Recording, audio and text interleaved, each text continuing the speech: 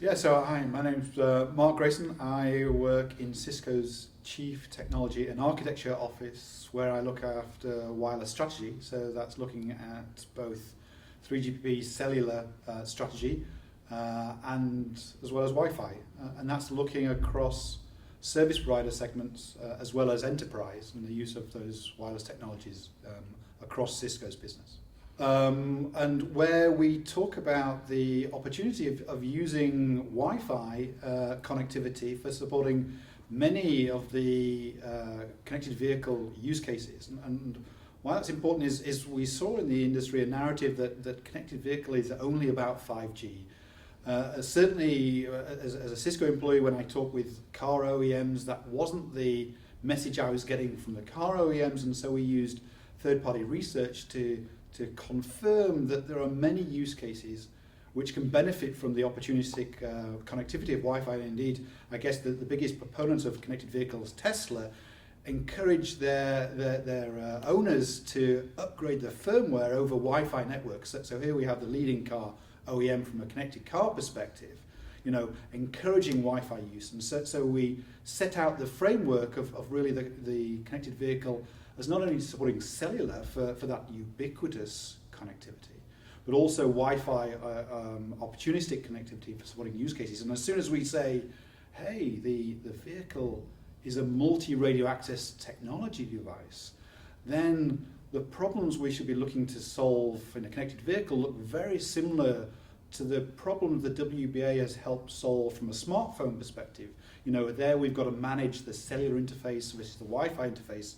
We're going to have to face exactly the same problems from a connected vehicle perspective.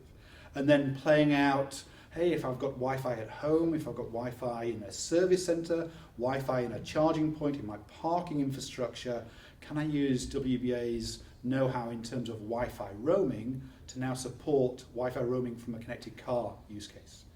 So roaming evolution is something that we've been driving for a number of years within WBA, and it's been our view is that we need to simplify roaming.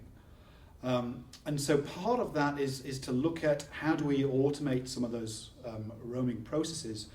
And in the current roaming architecture, that's based on a security foundation based on pre-shared keys. So we must agree and exchange keys. And if I compromise some keys, then we need to have some sort of manual process to recover that situation.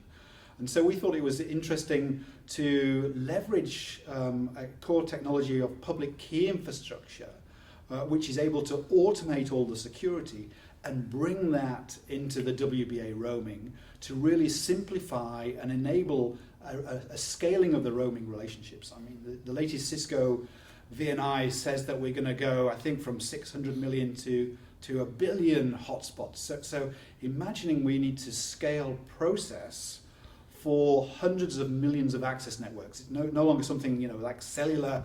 They only talk about, 800 cellular operators. They need to scale their process for that type of n-squared relationship. Let's talk about, hundreds of millions of access networks. We absolutely need to reduce the friction in getting those access networks onto the network, and we think that the work that we're doing in roaming evolution is absolutely going to deliver that simplification of roaming.